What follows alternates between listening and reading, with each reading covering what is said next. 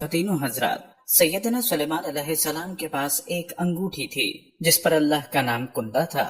جب آپ علیہ السلام غسل خانے جاتے تو وہ انگوٹھی اپنی بیوی جرادہ یا بعض روایات کے مطابق اپنی خادمہ امینہ کی حفاظت میں دے جاتے۔ ایک روز آپ غسل کے لیے تشریف لے گئے تو صخرہ نامی کا شیطان جو آپ کا بہت مخالف تھا وہ آپ کی شکل میں آیا اور آپ کی بیوی سے انگوٹھی لے لی۔ انگوٹھی کا آپ سے جدا ہونا تھا کہ تخت و تاج اور سلطنت سب کچھ آپ کے ہاتھ سے جاتا رہا۔ سب چیزوں پر شیطان کا قبضہ ہو گیا۔ آپ نہایت پریشانی کے عالم میں محل سے نکل گئے۔ اس شیطان نے 40 دن حکومت کی۔ اصول و ضوابط اور احکام میں تبدیلی نے علماء اور دیگر اہل دربار اور اہل خانہ کو یہ سوچنے پر مجبور کر دیا کہ یہ سلیمان علیہ السلام نہیں، اور اگر سلیمان علیہ السلام ہی ہیں تو کیا ان کا شعور اور ادراک درست کام کر رہا ہے؟ علماء نے اس کا حل یہ نکالا کہ تخت کے ارد گرد تورات کھول کر بیٹھ گئے اور کلام الہی کی تلاوت شروع کر دی۔ شیطان کے چہار جانب خدا کا کلام پڑھنے سے وہ تیزی سے بھاگ نکلا اور انگوٹھی سمندر میں پھینک دی۔ ادھر سلیمان علیہ السلام چلتے چلتے مچھیروں کی بستی کی طرف جا نکلے اور مچھیرے کے ہاں ملازمت کر لی۔ دن بھر کے کام کاج کے بعد اجرت کے طور پر وہ آپ کو 2 مچھلیاں دے جاتا۔ ایک روز آپ علیہ السلام بھوک سے بے حال ہو رہے تھے۔ جلدی سے مچھلی صاف کرنے کے لیے اس کا پیٹ چاک کیا تو مچھلی کے پیٹ سے انگوٹھی نکل آئی۔ انگوٹھی کا ملنا تھا کہ اسی لمحہ پرندوں کے جھنڈ نے آ کر آپ پر سایہ کر دیا۔ آپ علیہ السلام نے اللہ تعالیٰ کا شکر ادا کیا۔ عوام خاص نے آپ علیہ السلام کو پہچان لیا اور معذرت طلب کی۔ بہرحال آپ نے اسے اللہ تعالیٰ کی طرف سے ایک آزمائش جانا۔ اورنگ سلیمان تخت سلیمان یا کرسی سلیمان کے متعلق تفسیر ابن کثیر میں بیان کیا ہے کہ یہ ہاتھی دانت کا بنا ہوا تھا، قیمتی ہیرے جواہرات، یاقوت، اصل فیروزہ اور زمرد سے سجا ہوا تھا۔ چاروں طرف سونے کی اینٹوں سے حاشیہ بنا ہوا تھا۔ چاروں کونوں پر چاندی کے درخت اور سونے کی ڈالیاں تھیں۔ پتے زمرد کے تھے۔ خوشے موتیوں سے لدے ہوئے تھے جو انگوروں کے خوشوں کے مماثل تھے۔ ہر درخت پر طوطی اور مور موجود تھے۔ بعض مقامات پر سونے کے گدھ کی موجودگی بھی بیان کی گئی۔ تخت سلیمان کی حدود اربع کا تعین بھی کچھ آسان نہیں۔ بعض مقامات پر اس کی لمبائی 300 کوس بتائی گئی ہے۔ تخت کی سجاوٹ اور طول و عرض کے سلسلے میں جو مختلف روایتیں بیان کی گئی ہیں ان میں مبالغہ بلکہ غلب سے کام لیا گیا۔ قرآن پاک میں اس کی حقیقت یوں واضح کی گئی ہے کہ جب آپ تخت شاہی پر قدم رکھتے تو وہ ہیبت سے لرز جاتا، ہوا کو حکم دیتے ہوا اسے لے اڑتی اور جہاں پہنچانے کا حکم دیا جاتا وہاں پہنچا دیتی۔ دوران سفر پرندوں کے جھنڈ پورے تخت پر اپنے پروں کا سایہ کیے رکھتے۔ شام سے یمن اور یمن سے شام 1 ماہ کی مسافت پر تھا، لیکن یہ تخت آدھے دن میں لے جاتا۔ ہم نے داؤد کو سلیمان نامی فرزند عطا فرمایا جو بہت خوب بندے تھے اور اللہ کی طرف رجوع کرنے والے تھے۔ جب شام کے وقت ان کے سامنے خاص تیز دوڑنے والے گھوڑے پیش کیے گئے تو کہنے لگے میں نے اپنے پروردگار کی یاد پر ان گھوڑوں کی محبت کو ترجیح دی، یہاں تک کہ سورج پردے میں چھپ گیا تو بولے کہ ان کو واپس لاؤ۔ پھر ان کی ٹانگوں اور گردنوں پر ہاتھ پھیرنے لگے۔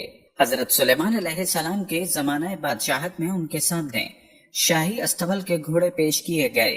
جہاد کی غرض سے پرورش کیے گئے ان گھوڑوں کی بہت دیکھ بھال کی جاتی تھی۔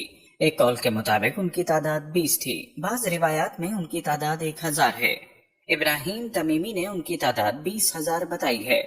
حضرت سلیمان علیہ السلام ان گھوڑوں کے قد و قامت اور صحت دیکھ کر خوش ہو رہے تھے اور انہیں دیکھنے میں اس حد تک محو ہوئے نماز، وظیفہ یا دعا کا وقت نکل گیا۔ جب انہیں اس بات کا احساس ہوا تو وہ بہت پشیمان ہوئے۔ اسی غم و غصے کی حالت میں دوبارہ گھوڑے منگوائے اور تمام گھوڑے ذبح کر دیے جو اس کوتاہی کا سبب بنے تھے کہ میں ایسی چیز اپنے پاس رکھنا ہی نہیں چاہتا جو مجھے خدا کی یاد بھلا دے۔ چنانچہ ان کی کوچیں کاٹ دی گئیں، ان کی گردنیں مار دی گئیں۔ اللہ کے رضا اور محبت کے لیے بہترین گھوڑے اظہار ندامت میں ذبح کرنے پر اللہ کو ان کی قربانی پسند آئی اور انہوں نے حضرت سلیمان علیہ السلام کو ایک اور ایسے انعام سے نوازا جو صرف انہی سے مخصوص ہے، یعنی ہوا ان کے لیے مسخر کی گئی۔ دوسری روایت جو حضرت حسن بصری سے منسوب ہے وہ یہ ہے کہ گھوڑوں کی دیکھ بھال میں نماز عصر ذہن سے محو ہو گئی۔ جب وقت نکل گیا تب یاد آیا، گھوڑوں کو استبل سے دوبارہ منگوایا اور ان کی گردنوں پر پنڈلیوں پر ہولے ہولے مارنا شروع کیا اور فرمایا کہ آئندہ تم اللہ کی یاد میں مخلہ ہونا۔ تیسری روایت عبداللہ بن عباس سے ہے جہاں نماز عصر کے قضا ہونے کا کہیں ذکر نہیں ہے، بلکہ یہ کہا گیا ہے جہاد کی تیاری کے لیے گھوڑوں کا معائنہ کیا اور انہیں بہترین حالت میں پایا تو خوش ہو کر فرمایا کہ ان گھوڑوں سے میری محبت ایسی مالی محبت میں شامل ہے جو اللہ ہی کی یاد کا ایک حصہ ہے۔ گھوڑوں کے جانے کے بعد انہیں واپس بلایا تو صرف اس خیال سے کہ وہ جہاد میں شریک ہوں گے تو آلات جہاد سے مانوس کرنے کے لیے یہ آلات اور ہتھیار ان کی گردنوں اور پنڈلیوں پر پھینکنے لگے کہ کہیں وقت جہاد نامانوسیت کی بنا پر وہ اس سے خوفزدہ نہ ہو جائیں۔ اس طرح ایک روایت یہ بھی ہے کہ جب حضرت سلیمان علیہ السلام کو اپنی غفلت پر افسوس ہوا، اللہ تعالیٰ کی بارگاہ میں ان کا استغفار قبول ہوا اور اللہ تعالیٰ نے انہیں گھوڑوں سے کہیں زیادہ بہتر اور تیز رفتار سواری ہوا کی عطا فرما دی۔ حضرت سلیمان علیہ السلام کے لیے ہوا کو مسخر کر دیا گیا تھا، جس کی مدد سے وہ جہاں چاہتے بہت جلد بغیر کسی مشکل اور مشقت کے آسانی سے پہنچ جاتے تھے۔ حضرت داؤد علیہ السلام کو یہ معجزہ عطا کیا گیا تھا کہ پہاڑوں اور پرندوں کو ان کے لیے مسخر کر دیا گیا تھا، یعنی جب داؤد علیہ السلام تلاوت فرماتے تو پہاڑ اور پرندے خود بخود ان کی آواز میں آواز ملا کر تلاوت کرنے لگتے، ان کے حکم کے منتظر نہ رہتے، جبکہ ان کے بیٹے حضرت سلیمان علیہ السلام کے لیے اللہ تعالیٰ نے ہوا کو مسخر کیا۔ ہوا ان کے تابع کی، جب حضرت سلیمان علیہ السلام کو کہیں جانا ہوتا، ہوا کو حکم دیا جاتا، وہ وہاں پہنچا دیتی۔ جب آپ علیہ السلام اترنا چاہتے وہاں اتار دیتی۔ جب آپ علیہ السلام واپسی کا حکم دیتے، آپ علیہ السلام کو مطلوبہ جگہ پہنچا دیتی۔ اور انگ سلیمان یعنی تخت سلیمان بھی اللہ تعالیٰ کی طرف سے حضرت سلیمان علیہ السلام کے لیے ایک بڑا انعام تھا۔ حضرت سلیمان علیہ السلام کا حکم ملتے ہی ہوا اس عظیم و شان تخت کو لے اڑتی اور جہاں پہنچانے کا حکم ہوتا وہاں جا کر اتار دیتی۔ یہ ہوائی تخت صبح سے دوپہر تک 1 مہینے کی مسافت طے کر لیتا تھا اور دوپہر سے شام تک 1 مہینے کی، یعنی ایک دن میں 2 ماہ کی مسافت طے کر لیا کرتا تھا۔ ایک اہم صفت اس ہوا کی یہ تھی کہ یہ ہوا سخت اور تیز بھی تھی اور نرم اور ہلکی بھی، یہ دونوں متضاد صفات اس میں یکجا کر دی گئی تھی۔ ہوا اپنی ذات میں بہت تیز اور سخت تھی، جس کے باعث مہینوں کا فاصلہ گھنٹوں میں طے کر لیتی، لیکن نرم ایسی کہ فضا میں گرد و غبار اور تلاطم پیدا نہ ہوتا۔ تخت ہوا کے زور پر روانہ ہوتا لیکن پرندے اس کی شدت سے محفوظ رہتے۔ امام راضی کے مطابق حضرت سلیمان ایک مرتبہ شدید علیر ہوئے، حالت اس قدر غیر ہوئی کہ تخت پر بٹھائے گئے تو جسم بے رخ معلوم ہو رہا تھا۔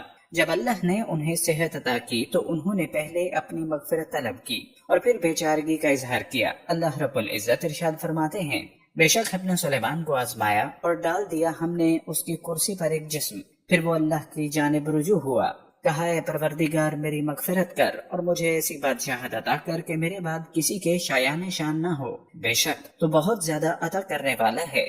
چنانچہ اللہ تعالیٰ نے آپ کی دعا قبول کی۔ اللہ تعالیٰ نے آپ کو بہت سے انعامات اور اعزازات سے نوازا، وہ معجزے عطا کیے جن کے سبب آپ علیہ السلام نے بنی نوع جن و انس کے لیے بے شمار مفید اور تعمیری کام سر انجام دیے۔ ہم نے سمندروں کی باد تند سلیمان کے لیے مسخر کر دی۔ حضرت سلیمان علیہ السلام ہی وہ پہلے فرد تھے کہ جنہوں نے بحری سفر کا ذریعہ دریافت کیا اور اسے مملکت کی فلاح و بہبود کا کام لیا۔ حضرت سلیمان علیہ السلام کے عہد میں ہندوستان اور مغربی جزائر تک تجارتی آمد و رفت کا ایسا سلسلہ بن گیا تھا جس سے ملک کی تجارت کو بہت وسعت ملی اور درآمدات اور برآمدات میں بے پناہ اضافہ ہوا۔ فلسطین کے مغرب اور شمال میں بحر متوسط اور جنوب میں بحر احمر موجود ہے۔ ان دونوں سمتوں کے درمیان جہازوں کے سفر کے لیے متضاد سمتوں سے چلنے والی ہوائیں سفر آسان کر دیتی۔ حضرت داؤد علیہ السلام اور حضرت سلیمان علیہ السلام کو خدا کی طرف سے جو معجزے عطا ہوئے، وہ صلاحیتیں اور استعداد جن سے تمام انسان محروم تھے، خدا نے انہیں بخش دی تھی۔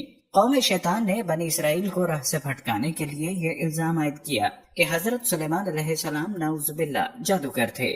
سحر اور ٹونے کے زور پر وہ اتنا عرصہ حکومت کرتے رہے۔ شیطان نے جنوں اور انسانوں کو طرح طرح کے بہکاوے دیے۔ دعا ہے کہ اللہ رب العزت ہمیں بھی اپنی رضا والی زندگی نصیب فرمائے اور شرور و فتن سے محفوظ رکھے، آمین۔